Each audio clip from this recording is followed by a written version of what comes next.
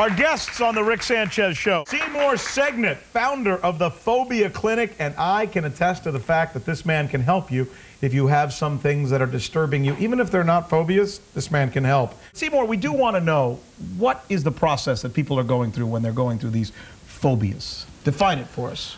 Well, phobia is an irrational, extreme fear response to a particular stimulus. Yeah.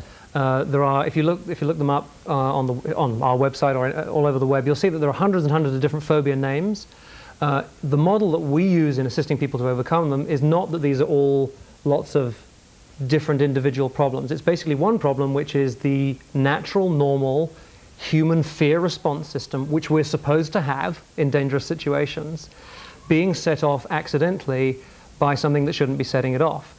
And it's possible to have a phobia for absolutely anything at all. My hand. How'd I do, huh? Let's say. Debbie's going to be telling us all about herself. We happen to have found Debbie because she is a multi-phobic person, I think. Is that safe to say? A couple. Or did I kind of make that word up? She's going to be taking us through some of the things that she fears the most, and she's been dealing with Seymour. He's been helping her.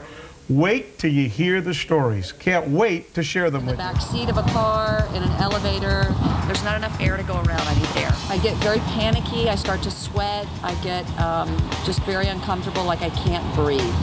All throughout this report that we were just letting you see at home, our resident expert here, Seymour, is saying to her in her ear, that was then, this is now. That was then, this is now. That was then, this is now. That was then, this is now. Seymour, why were you doing that? So the reason was that we have done quite a bit of work. I mean, we say extensive, but just to put it in perspective, 2 hours, something like that. Yes. Maybe 2.5 by phone. You two together. Yeah, the two of us. You've been working with since that report was shot. Yeah. And I mean, how much progress have you made? If you need to, like out of 10, how much progress have you made?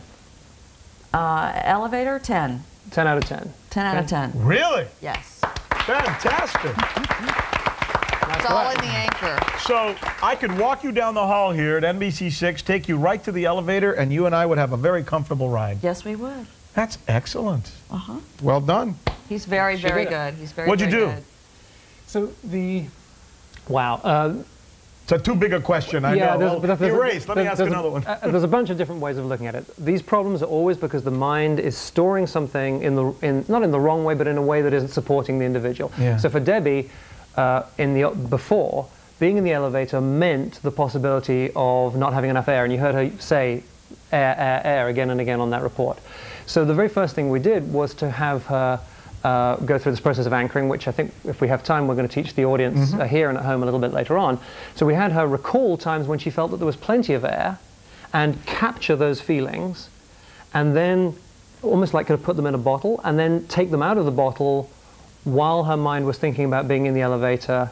And her mind then kind of reprocessed and it thought, well, hang on, being in the elevator with feelings of having lots of air around, maybe it's okay to be in the elevator after all. It can actually be as simple as that. And in fact, the very first, because we've done a number of different processes, right. But I think with the elevator, I think you said that it went from a 10 out of 10 problem to like a 4 out of 10 problem just with that one process, yes. if I remember correctly. And we've then done a bunch of other things which has taken it down to 0. So what worked for you, Debbie? I mean, he explained it very well. He basically was able to take a positive experience and capture it, reprogram you almost. I know that's not your word. You're probably going to get mad at me for using it. But she probably reprogrammed herself. She took a process herself which enabled her to take the feelings from the good situation, bring them into the previously not good situation, and the mind then reprocesses it. So not only is it better now, but the mind rebuilds the entire map of what it means.